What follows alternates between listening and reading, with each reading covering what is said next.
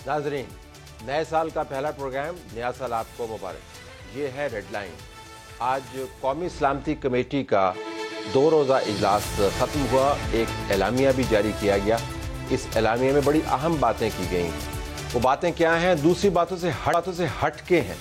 और हुकूमत वक्त, सियासतदान तमाम के तमाम और इस्टेब्लिशमेंट को मेरे ख्याल में अब समझ आ जाना चाहिए कि पाकिस्तान का हतमी चैलेंज क्या है। एलामिया में तो लिख दिया गया है, लेकिन ये चैलेंज है क्या, इसका खुसूसी तज्जिया आपके सामने अभी थोड़ी देर में रखेंगे। हम आपको ये भी बता दें कि MQM के धड़े आपस में जुड़ रहे हैं।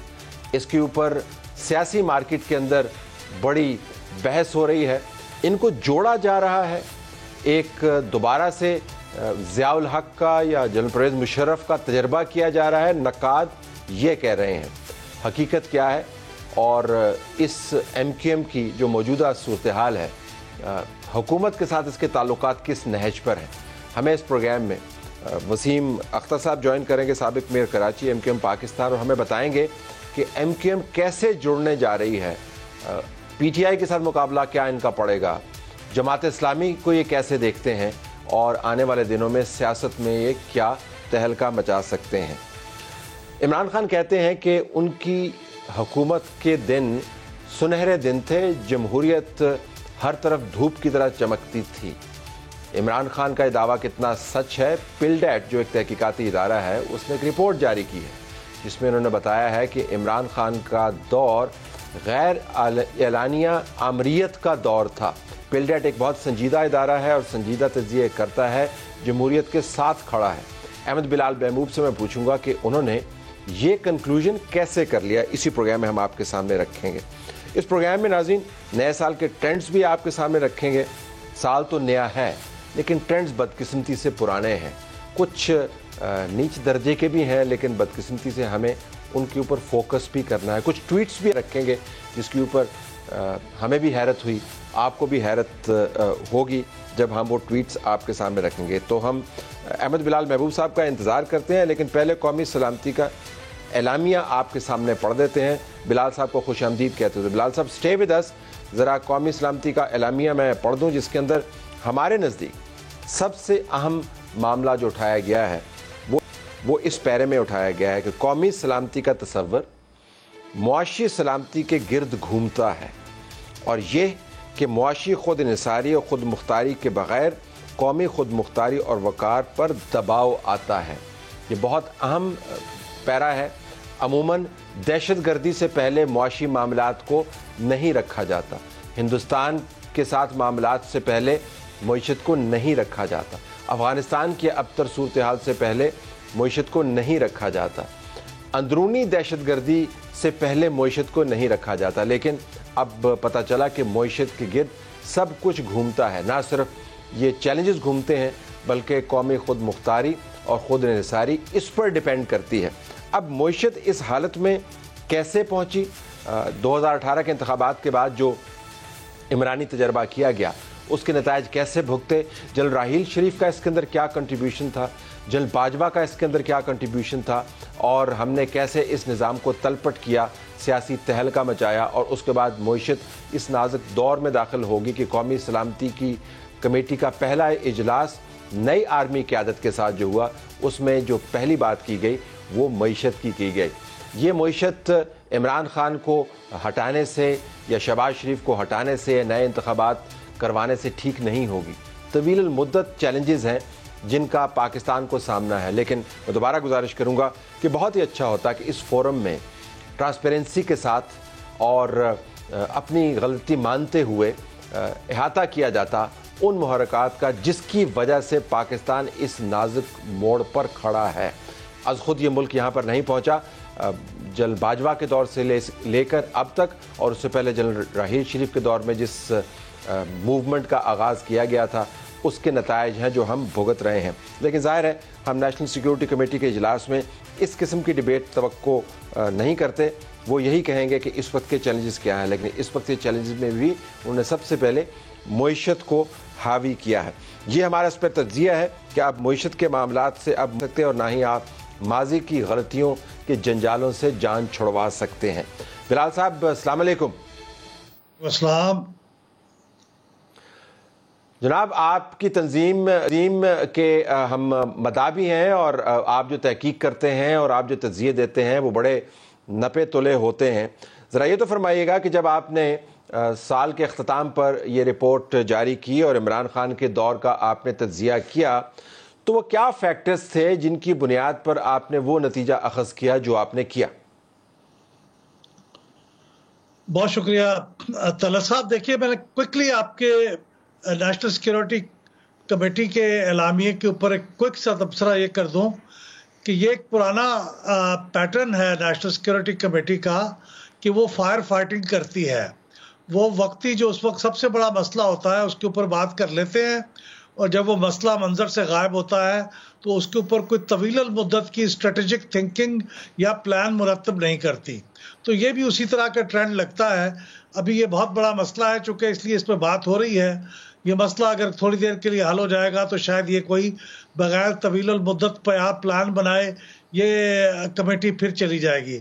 तो हम भी हमेशा कहते हैं। चले, आपने इस पे बात आगाज कर ही दिया तो मुझे जुमला ऐड करने दीजिए, उसको थोड़ा सा आगे लेके चलते हैं इसी मामले को, फिर इमरान खान के दौरे हुकूमत पर भी आ जाएंगे। लेकिन ये मसला तो तवील मुद्दत आज खुद बन गया है ना बिलाल साहब। अब मुआशी मामला जो है वो 2 महीने में तो हल होने का नहीं है, 6 महीने में भी हल होने का नहीं है। जो फोरकास्ट की जा रही हैं दुनिया भर के अंदर, उसमें ग्लोबल इकोनॉमीज के स्लो डाउन का भी जिक्र है, यूक्रेन के अंदर जंग चल रही है, हमारी जो मुआशी कैफियत है वो एक तवील मुद्दत मसले में तब्दील हो गई है। तो आप दुरुस्त कहते हैं कि ये तो फायर फाइटिंग किस्म का एक मोड है। आज वाकया हुआ, उसके ऊपर इजलास के अंदर बात होगी, लेकिन मेरी राय में लगता नहीं है कि मुआशी मामलात से आप इतनी जल्दी जान छुड़ा पाएंगे। जी, अगर हम ना भी छुड़ा पाएँ तो उसके लिए कोई बहुत शॉर्ट टर्म किस्म के बैंड एड किस्म के मेजर्स की तलाश की जाती रही है, जो शायद अब मुमकिन ना हो। लेकिन मैंने सिर्फ ये कहा था कि नेशनल सिक्योरिटी कमेटी को ज़रूरत है कि वो अपने आप को इस तरह से रीऑर्गेनाइज रीइन्वेंट करे। इसके अंदर एक प्लानिंग कमेटी बननी थी, थिंक टैंक बनना था, इसके लिए पूरा इंफ्रास्ट्रक्चर मुहैया होना था जो इसको अंडरपिन करता, और इसके जो इस तरह के लॉन्ग टर्म काम है उनके लिए इसको मदद फराहम करता, इंटेलेक्चुअल मदद फराहम करता। तो वो हुआ नहीं। ये इस पे तरह मुख्तसर तबसरा ये है। लेकिन जो इमरान खान साहब के हुकूमत के बारे में और ख़ास तौर पे 2022 के बारे में है, वो उसकी बुनियाद तो चंद ऐसे हकायक हैं जो इस दौरान में कुछ ऐसे ज़राए से सामने आए हैं जिसके बाद इसके ऊपर तनकीद करना, इससे मुंह मोड़ना मुमकिन ही नहीं है। मसला आप देखिए ना कि जब साबिक वज़ीर आज़म खुद इस बात की तस्दीक करते हैं कि हम तो अपनी कानून साजी और अपनी बजट साजी का काम भी एजेंसियों की मदद से करते रहे हैं। उनको बुलाते थे, वो मेंबरों को घेर के लाते थे, और उनके आने के बाद फिर वो हमारी लेजिस्लेशन पास होती थी। और जब आने जाने वाले चीफ ऑफ आर्मी स्टाफ ये कहते हैं कि हम तो 30-70 साल से यही काम कर रहे हैं कि सियासी मदाखलत करते हैं, जो कि बहुत आइन के ख़िलाफ़ है, लेकिन हम करते रहे हैं, लेकिन अब हम नहीं करेंगे। और ये फरवरी में फ़ैसला हो गया था 2021 में। उसके बाद भी कुछ ऐसे शवाहिद नज़र आते हैं कि वो होते रहे हैं। तो ये सारी बातों ने ये साबित किया कि ये जमहूरियत जो था, जिसके बारे में हम फ़िक्रमंद रहते हैं, ये तो एक बड़ा ढकोसला था। और इसको तो हमारी वो ताकतें जिनको कोई हक हासिल नहीं था कि वो इसको मैनिपुलेट, हमें शक तो पहले भी था और हम इसका इजहार भी करते रहे, लेकिन अब ये इतराफ़ किया इन्होंने कि ये सब कुछ इसको बर्बाद करते रहे, मैनिपुलेट करते रहे।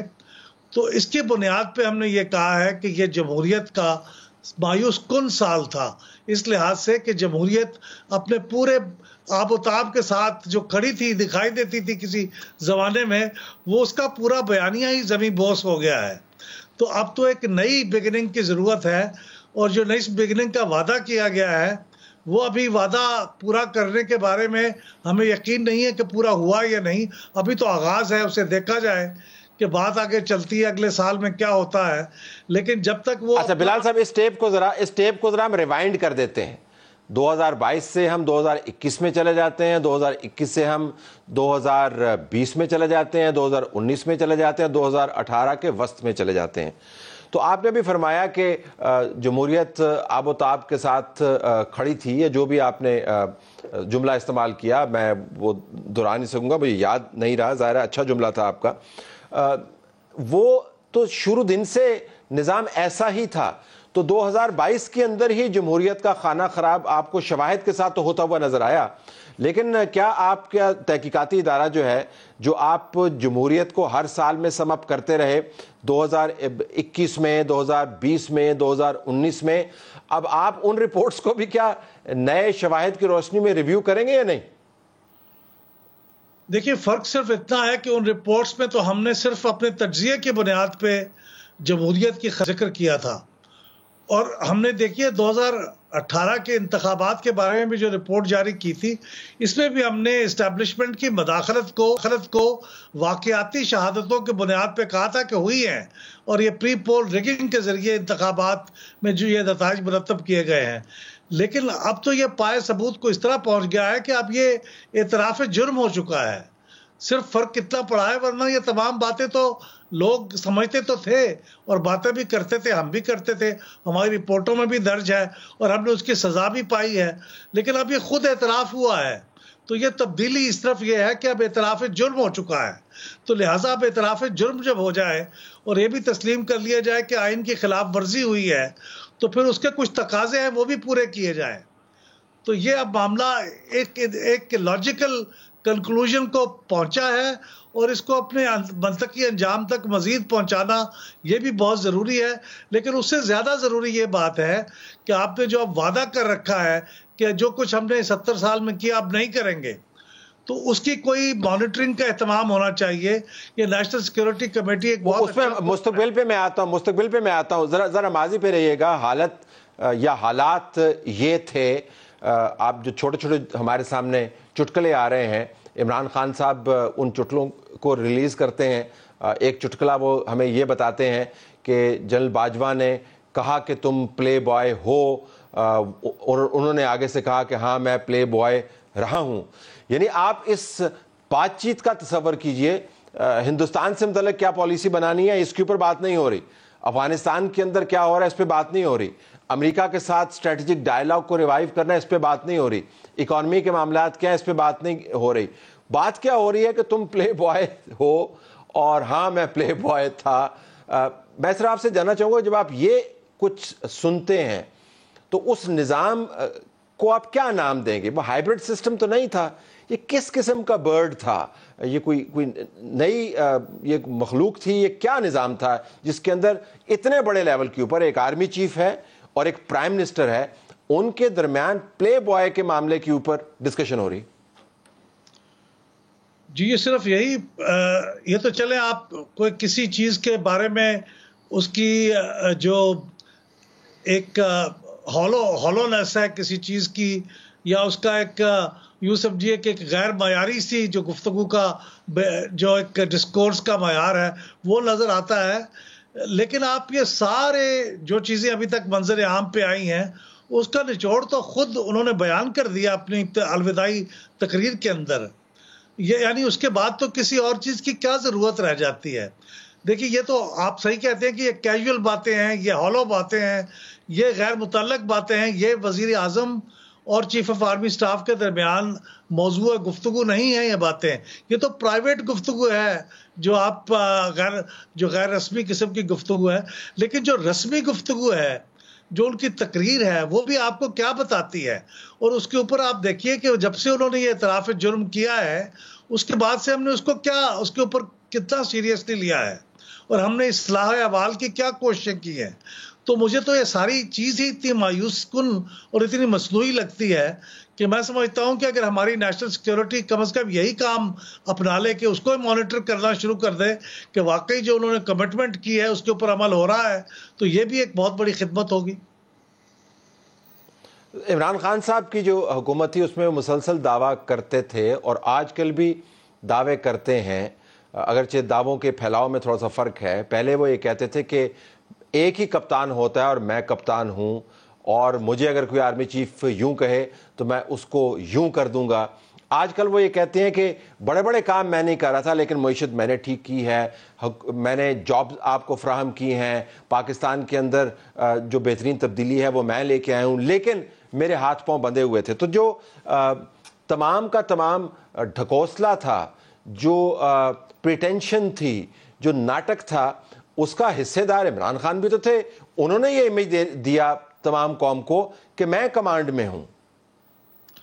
देखिए, इमरान खान साहब के साथ जो मेरी शिकायत हैं वो अपनी जगह कायम है, और आपका ये बात बिल्कुल दुरुस्त है कि वो भी उस पर शरीक कार हैं। लेकिन ये देखिए कि ये इस पूरे मामले का जब भी कोई तज्जिया करेगा तो मैं इमरान खान को फिर भी जूनियर पार्टनर समझूंगा, क्योंकि इमरान खान वो पहली दफा जूनियर पार्टनर नहीं थे। इससे पहले जूनियर पार्टनर्स की एक तवील कतार है जो हमें नजर आती है। लेकिन जो बुनियादी बात है, हमें उसका एतराफ़ करना चाहिए कि जो लोग जूनियर पार्टनर्स को तलाश करके लाते रहे और उनको इस्तेमाल करते रहे और ये आइन और दस्तूर के साथ मजाक होता रहा, असल बात तो वो है। इमरान खान साहब के साथ मेरी शिकायत कम नहीं होती उससे, उनका भी उस पर जो गलती है वो भी कम नहीं होती, लेकिन जो बड़ी गलती है वो बड़ी गलती है। अच्छा, आप मुस्तकबिल की बात कीजिए। आपने कहा कि ये एतराफ़ जुर्म हो गया, इस जुर्म का अहाता हमने क्या करना है, इस जुर्म की सज़ा क्या हो सकती है, ये एक अलहदा बहस है। लेकिन जो नई कमिटमेंट आई है, जो पीटीआई है वो उस कमिटमेंट पर यकीन नहीं रखती। वो ये इल्ज़ाम धरती है कि एमक्यूएम को इकट्ठा किया जा रहा है। वो इल्ज़ाम धर रही है कि पीपल्स पार्टी के अंदर लोग धड़ाधड़ दाखिल किए जा रहे हैं। वो इल्ज़ाम धर रही है कि जजेस के फैसले उनके खिलाफ लिए जा रहे हैं, और एक तवील फहरिस्त है जो मैं गिनवाना नहीं चाहता। तो जब आप उन इल्ज़ामात को देखते हैं जो पीटीआई अब धर रही है मौजूदा इस्टेब्लिशमेंट पर, उसके पेश नज़र जो इस्टेब्लिशमेंट की कमिटमेंट है कि हम न्यूट्रल हो गए हैं, उसका आप कैसे तज्जिया करते हैं?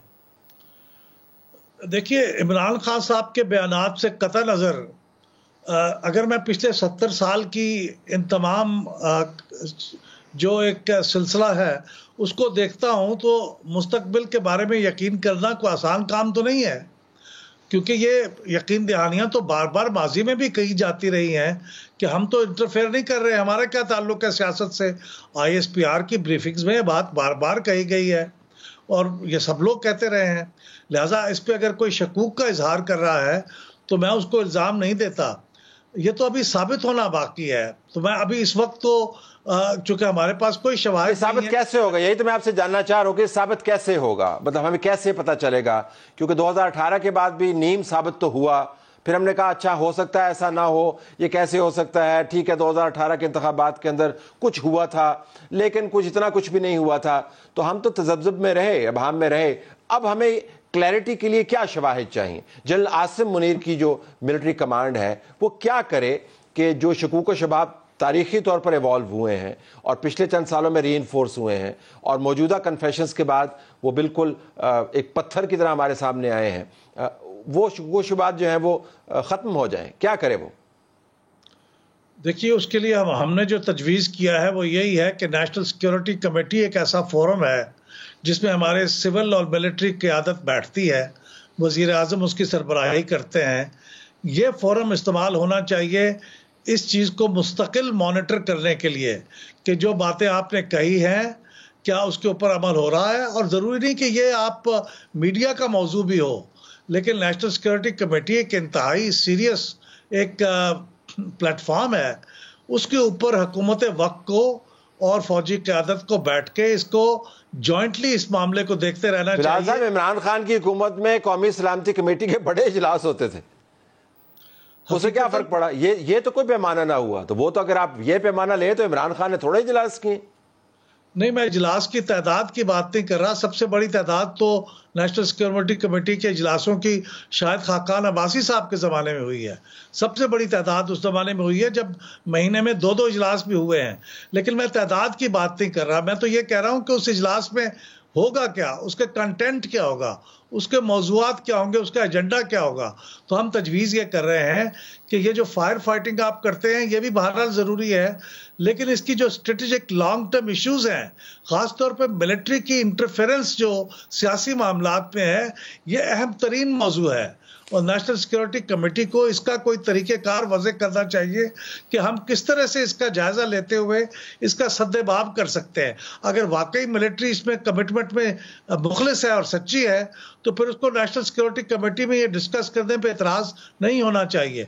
और मेरे ख्याल में हमारी सियासी क़यादत को भी पूरी जिम्मेदारी के साथ वहाँ बैठ के इसका जायजा लेना चाहिए और महीने में उसकी एक मीटिंग होनी चाहिए जो स्ट्रेटेजिकली सिर्फ इस मौजू पे हो। बाकी फायर फाइटिंग के लिए जितनी मौजू कमेटी की मीटिंग होनी चाहिए वो करते रहें। मेरे ख्याल में तो ये मौजू तरीन फोरम है ये काम करने का।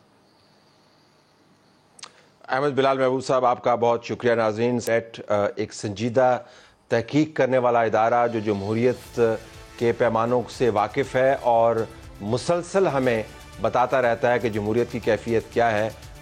उसके सरबराह आपको बता रहे थे कि इमरान खान के दौर में गैर एलानिया आमरीत थी और ये वो दौर था जब मुस्बत रिपोर्टिंग के ज़रिए घुसपैठियों को इस्तेमाल करते हुए आप सबको ये बताया जाता था कि पाकिस्तान के अंदर दूध और शहद की नहरें निकल आई हैं, पाकिस्तान की ट्रैजेक्टरी बड़ी ज़बरदस्त है, एक पेज के ज़रिए पाकिस्तान की किस्मत बदल रही है। और आप देखिएगा कि आने वाले दिनों में $200 बिलियन हमारे पास होंगे, 100 बिलियन हम दुनिया के मुंह पर मारेंगे, 100 बिलियन हम अवाम पर लगाएंगे और देखिएगा कि पाकिस्तान की किस्मत कैसे तब्दील होती है। और आखिर में पता चला कि किस्मत तो उन लोगों की तब्दील हुई जिनको प्राइम मिनिस्टर बना दिया गया, या जिन्होंने एक्सटेंशन ले ली, या जिन्होंने दूसरे कारहाय नुमाया सरंजाम दिए सिर्फ अपने लिए।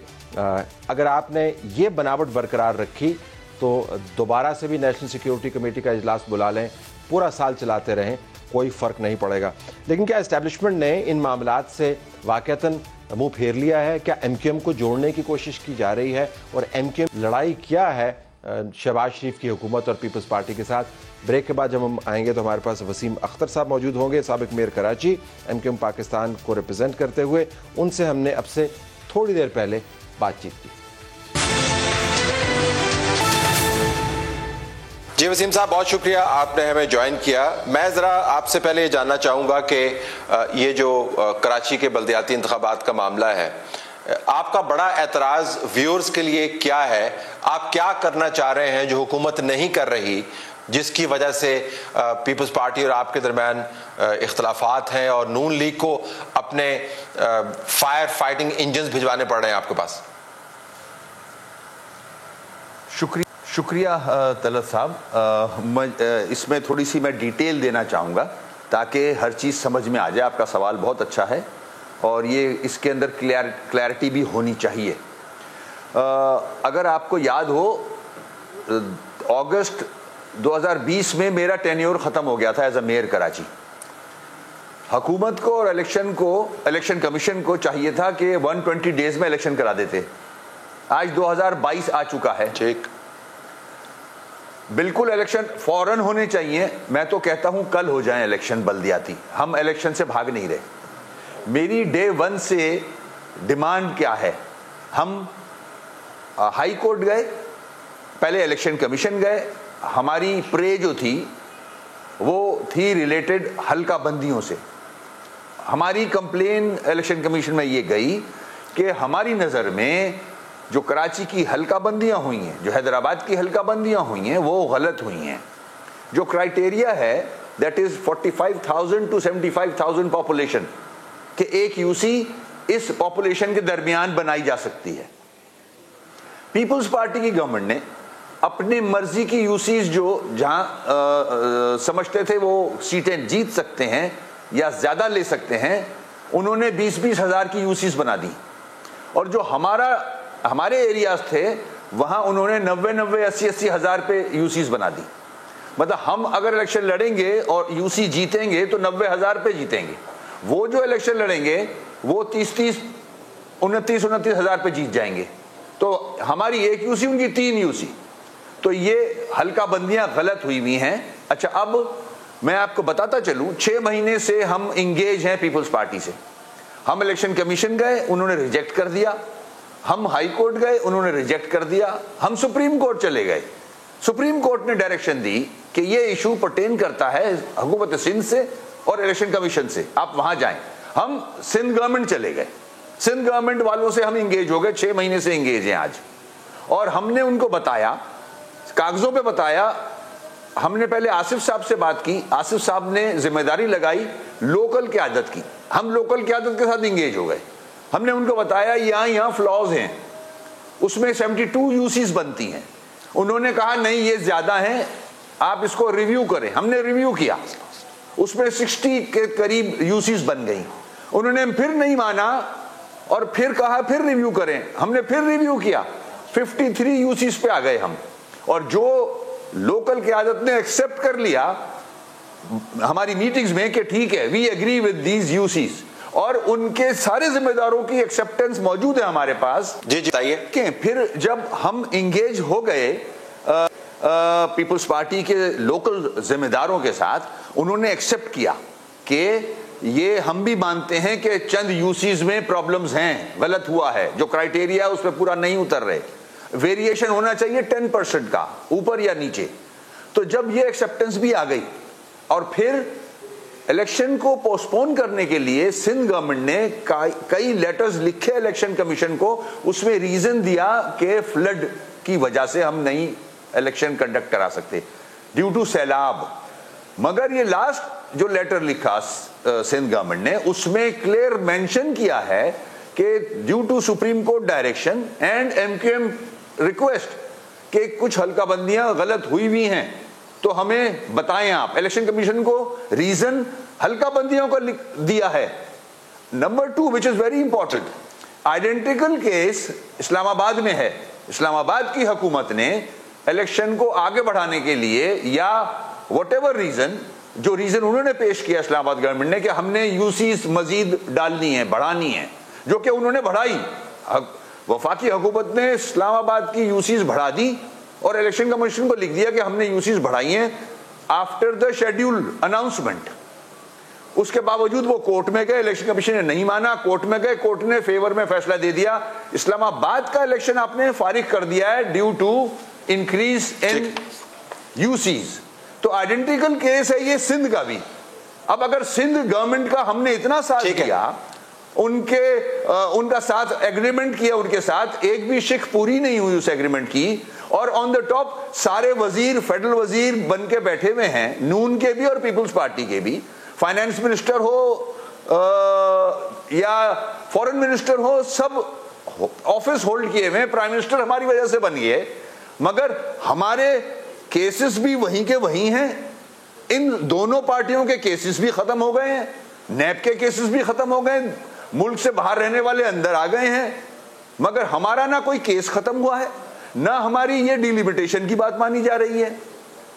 अब हम जाएं तो कहां जाएं? मतलब हम अपना ये केस अपने मैं अगर इस पे अगर मैं वापस आता हूं, अगर डिलिमिटेशन पे रहे बाकी मामला भी टेकअप कर लेते हैं। कराची पाकिस्तान का सबसे बड़ा शहर है, हैदराबाद जो है वो सिंध का दूसरा बड़ा शहर है। अगर आज हुकूमत मान लेती है आपकी प्ली कि जी डिलिमिटेशन दोबारा से होनी है, तो क्या वाकईतन समझते हैं कि अमली तौर पर कराची और हैदराबाद की डिलिमिटेशन नई करवा के अब वक्त पे इंतखाबात करवा पाएंगे? मुमकिन है अमली तौर पे? देखें, 2 दिन में इस्लामाबाद का केस हो गया था। अगर हुकूमत चाहे तो 1 हफ्ते के अंदर ये सब चीजें तय हो सकती हैं। डिलिमिटेशन भी हो सकती है, इलेक्शन भी हो सकते हैं, मगर नियत पे डिपेंड करता है। आपको अगर कब्जा करने का प्लान है कराची हैदराबाद का due to gerrymandering, pre poll rigging, that is something else. Then फिर आपकी नियत पे शक है मुझे। लेकिन अगर आप एक और पॉलिटिकल एक्टर की भी बात करें, जमात इस्लामी की, उनके नुमाइंदगान से मेरी बात हुई, वो ये कह रहे थे, उनका पॉइंट ऑफ व्यू है, आप ज़रा उससे डिसएग्री करेंगे, उनका मानना ये था कि डिलिमिटेशन के नाम पर एमक्यूएम जो है बुनियादी तौर पर इंतखाबात से भागना चाहती है, क्योंकि आपको पता है कि डिलिमिटेशन के अंदर और बहुत सारे लच्छे निकलेंगे और उन लच्छों में से और लच्छे निकलेंगे और मामला हल नहीं होगा और मौखर हो जाएंगे इंतखाबात। तो उनका मानना ये है कि एमक्यूएम इंतखाबात से भाग रही है डिलिमिटेशन के नाम पे। देखिए, एमक्यूएम बड़ी स्टेक होल्डर है। इससे पहले 2/3 मेजॉरिटी रखती थी काउंसिल में, केएमसी में, बल्दियाती सिस्टम में। एमक्यूएम का वोट बैंक है, ऐसा नहीं है। ये एक सियासी स्टेटमेंट तो हो सकता है जमात इस्लामी की तरफ से, मैं इससे एग्री नहीं करता। अब अगर आप हल्का बंदियां ठीक बेहतर नहीं करेंगे, अगर उनकी खुशफहमी है कि वो उनका आदमी कोई मेयर बन जाएगा, तो ये खुशफहमी हो सकती है, ख्वाहिश हो सकती है, मगर हमारी कोशिश ये है कि जो भी मेयर आए वो मजबूत आए, उसके पास अथॉरिटी हो, उसके पास पावर्स हो। और आर्टिकल 148 जो सुप्रीम कोर्ट ने ऑर्डर्स दिए हैं उसको इंप्लीमेंट करके मेयर मजबूत हो सकता है। ये तो सिर्फ चक्कर में है कि कुछ सीटें ले लें। हम निजाम बेहतर करना चाह रहे हैं।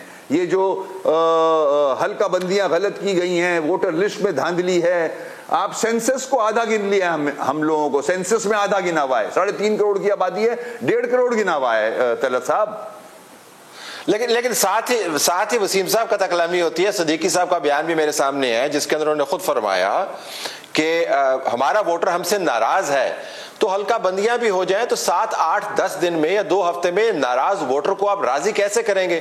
आपका वोटर नाराज है, आपका एतमाद नहीं है निजाम के ऊपर, तो मामला इतना सादा नहीं है कि हुकूमत भाग रही है। नाराज वोटर को राजी कैसे करेंगे 2 हफ्ते के अंदर? हम अपने वोटर को जानते हैं, हम उनमें रहते हैं। हमारा जीना मरना अपने वोटर के साथ है। ये फसली बटेरे बाहर से आते हैं और किसी भी तरह इलेक्शन को मैनिपुलेट करते हैं, जीत लेते हैं, पैसा है इन लोगों के पास। हमारा वोटर जो है आज भी हमारे साथ है, नाराज जरूर है, मानता हूं इस बात को। हम घर जाके मना लेंगे उसे और वो मान जाएगा। उसको पता है कि कराची का दर्द सिर्फ एमक्यूएम ही जानती है। 3.5 साल पीटीआई ने हुकूमत की, 14 एमएनएस थे, क्या किया? 14 साल से पीपुल्स पार्टी सिंध पे रूल कर रही है, क्या किया? अगर मैं आपसे पूछ पाऊं थोड़ा सा मौजू से हटते हुए, लेकिन इसी मौजू से मुताल्लिक, ये जो अब एमक्यूएम के मुख्तलिफ धड़ों के अंदर इत्तेहाद की बात हो रही है और उसमें मोमेंटम भी हमें नजर आता है, कम से कम इंटरेस्ट के लेवल के ऊपर तो हमें मोमेंटम नजर आता है। इसके ऊपर मैं कुछ बयानात सुन रहा था और पढ़ रहा था। कोई इतनी अच्छी तारीफी बयानात नहीं है जब शीरी मज़ारी साहब ये कहती हैं कि और लफ्ज़ इस्तेमाल किया गया है, इस वजह से मैं लफ्ज़ इस्तेमाल कर रहा हूँ, वरना मेरी जर्नलिस्टिक लैंग्वेज में ये अल्फाज होते नहीं हैं। वो बुनियादी तौर पर कह रहे हैं कि ये दोबारा से इकट्ठे किए जा रहे हैं, यानी आपको इकट्ठा किया जा रहा है। ख़ास वो लफ्ज़ इस्तेमाल करें जो मैं इस्तेमाल नहीं करूँगा। ये वाक़तन आपको हिदायत आ रही है, इकट्ठा किया जा रहा है आपको, या कुछ और मामला है? तलत साहब, मैं रिकॉर्ड पे चीज़ वापस फिर से रिपीट कर देता हूँ लाने के लिए। 22 के बाद जब हम लंदन से अलग हुए थे, हमारे स्टेटमेंट्स रिकॉर्ड पे हैं कि जो लोग अंडर प्रेशर नाराज होके इधर उधर चले गए, घर बैठ गए, वो वापस अपनी जमात में आ जाएं। एमक्यूएम ही मदर पार्टी है, ब्रांड इज पतंग, इसमें कुर्बानियां शामिल हैं, इसकी जद्दोजहद है। हम बारहा ये बयानात देते रहे कि, और आज भी दे रहे हैं कि जिसको आना है आ जाए। अब जहां तक शीरी मज़ारी साहिबा का ताल्लुक है तो उनकी जमात कैसे बनी, मैं उस डिटेल में नहीं जाना चाहता। अच्छा कि आपने वो लफ्ज़ इस्तेमाल नहीं किया, मुझे पता है उसका। तो उन्हीं लोगों के साथ तो आपने 3.5 साल हुकूमत की हमारे बैसाखियों पे, तो जब तो हम सब अच्छे थे। और आपको किसने जमा किया है आप भी जानती हो। 14 सीटें कराची की चोरी करके आपको दी गई तो आप वजीर बनी बैठी थी, तो आपको अजीब सा नहीं लगता था जब? तो खैर, तो मैं बताना ये चाह रहा हूं कि हमारे एमक्यूएम सबकी है। एमक्यूएम से जो बाहर जाता है उसको ना इज्जत मिलती है ना वक़्त मिलती है। मैं सिंध की बात कर रहा हूं। एमक्यूएम में है तो उसका कुछ से है, एमक्यूएम से बाहर निकलेगा वो जीरो है। सबने कोशिश करके देख ली। तो इसी पार्टी को मजबूत करने के लिए सब आ जाएं। हम एक जद्दोजहद कर रहे हैं, हम जद्दी पुश्ती सियासतदान नहीं हैं। हम कराची के इश्यूज पे खड़े हुए हैं कि सबसे ज्यादा टैक्स पेयर सिटी, उसका हाल देख लें आप, उसके साथ ज्यादती देख लें आप, जो पूरे मुल्क को चलाता है। 2 पोर्ट्स हैं इसके अंदर, 3.5 करोड़ की आबादी है। कब इस शहर की तरफ कोई नजर करेगा? बिल्कुल आखिर में अगर मैं आपसे पूछ पाऊं कि ये जो मोमेंटम है, इसके बारे में ये शकूक शुबहात क्यों हैं आखिर कि इस्टेब्लिशमेंट ये खेल कर रही है? एक तो इसका माजी ये है कि इस्टेब्लिशमेंट ये खेल करती रही है। आपने भी पीटीआई के हवाले से बात की, 14 सीटों के हवाले से बात की, कराची के इंतखाबात हमने भी कवर किए थे। उस वक्त भी हम ये बात कर रहे थे कि धांधली नहीं धांधला हुआ है। साउथ और पंजाब के अंदर भी हमने कवरेज की, उस वक्त भी हम ये बात कर रहे थे कि 2018 के इंतखाबात में क्या कुछ नहीं हुआ। तो एक इस्टेब्लिशमेंट की ये तारीख है। अब उस तारीख के पेश नज़र जब तमाम धड़े जो इतने अरसे से इकट्ठे नहीं हो पाए और अपनी अपनी सिमत को जा रहे थे, वो आपस में बात करने लगे, तो फिर शक की गुंजाइश बनती है। आपका पॉइंट ऑफ व्यू क्या है?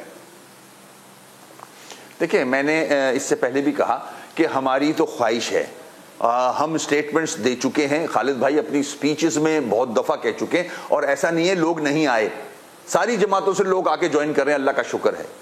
पीएसपी जो है उसके बहुत सारे जो जिम्मेदार हैं, जो एमक्यू में पहले बड़े जिम्मेदारी पे थे, उन्होंने उसको ज्वाइन कर लिया था, तो वो भी वापस आ गए हैं। सगीर, डॉक्टर सगीर हैं, सलीम ताजिक हैं, वसीम आफ्ताब हैं, तहा साहब हैं, तो और नीचे कारकुनान बहुत सारे आ चुके हैं। हमारी ख्वाहिश है सब आ जाएं और एक टीम वर्क की शक्ल में हम जद्दोजहद करें। जो आप बात कर रहे हो, बिल्कुल तासुर ये रहा है, शकूक के हवाले से जो आप बात कर रहे हो, सपोज मैं मान भी लेता हूं अगर, तो इसमें बुराई क्या है कि सब इकट्ठे हो जाएं। मैं मैसेज दे रहा हूं ना, मैं तो पहल कर चुका हूं, 22 के बाद से मैसेज दे रहा हूं सब इकट्ठे हो जाएं। अगर किसी को शक है तो तोड़ने की तो बात नहीं हो रही ना, जोड़ने की बात हो रही है। और बिल्कुल आखिर में आपने अभी पहले कहा कि आपका वोटर इंटैक्ट है। एक तस्वर यह है कि पीटीआई ने बहुत सारा आपका वोटर अप्रोप्रिएट कर लिया है, उठा के ले गए हैं सियासी तौर पर, क्योंकि आपकी जमात तितर बितर थी, और कुछ पुराने ताल्लुकात की बुनियाद पर जमात इस्लामी की तरफ चले गए हैं। मैं आपसे जानना चाहूंगा बिल्कुल आखिर में कि आप कि ये असेसमेंट कि आपका वोटर इंटैक्ट है, ये जमीनी हकायक से कितनी मुताबिकत रखती? देखिए, बहुत सारा पानी पुलों के नीचे से गुजर चुका है। 3.5 साल का टाइम मिला। मैं मानता हूं अगर किसी जमात ने डेंट कभी माजी में डाला है पहली दफा, तो वो पीटीआई थी कराची के वोट बैंक पे, मगर उसने खुद अपने पैर पे कुल्हाड़ियां मारी हैं और उसको भी फारिग कर दिया है। 3.5 साल का मौका मिला था, 14 सीटें थी, आपने कुछ डिलीवरी नहीं की। एक स्कीम, एक प्रोजेक्ट बता दें जो कराची में आपने किया हो, कराची के लोगों के मसाइल हल किए हों। और उसके बाद जब प्राइम मिनिस्टर साहब हुकूमत से फारिग हुए और उनके जो बयानिए चले आ रहे हैं, उनके जो यू टर्न्स चले आ रहे हैं, now people are getting fed up कि आपने माजी में 3.5 साल आपको जितनी सपोर्ट स्टैब्लिशमेंट की मिली, पाकिस्तान की तारीख में किसी को नहीं मिली, उसके बावजूद आप डिलीवर नहीं कर सके। तो आज आप क्या कर लोगे वापस आके? आपने 3.5 साल एब्सोल्यूट पावर होते हुए, आपके पास फंड्स थे, आप कराची में बहुत कुछ कर सकते थे, आपने कुछ भी नहीं किया। तो फिर अब जो सिचुएशन ग्राउंड पे है, जमात इस्लामी का जहां तक ताल्लुक है, मैं नहीं समझता उनका एक वोट बैंक है, उधर ही है वो, और उससे बढ़ा नहीं हमने देखा हुआ है, आजमाया हुआ है। इसी तरह पीटीआई है, वो जो पहले ग्राफ था अब वो नहीं रहा, बहुत नीचे आ चुका है। बहुत मुश्किलात फेस करनी होंगी अब कराची में इन लोगों को। वसीम अख्तर साहब, आपका बहुत शुक्रिया, आपने हमें जो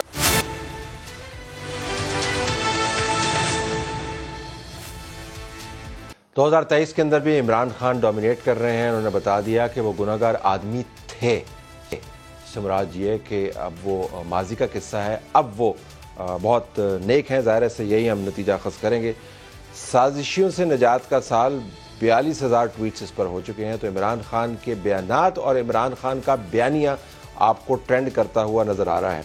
मुखालिफिन भी ट्रेंड चला रहे हैं। 16,000 के करीब ट्वीट्स हैं। खातून तोशाखाना 2023 में जान छोड़ता हुआ नज़र नहीं आ रहा। मज़ीद मालूमात जब सामने आएंगी तो तोशाखाना के ट्रेंड्स मज़ीद बढ़ेंगे। इकॉनमी बहरहाल ट्वीट्स के नंबर्स के एतबार से आपको टॉप पे जाती हुई नज़र आ रही है। 1,02,000 ट्वीट्स इस पर हो चुके हैं।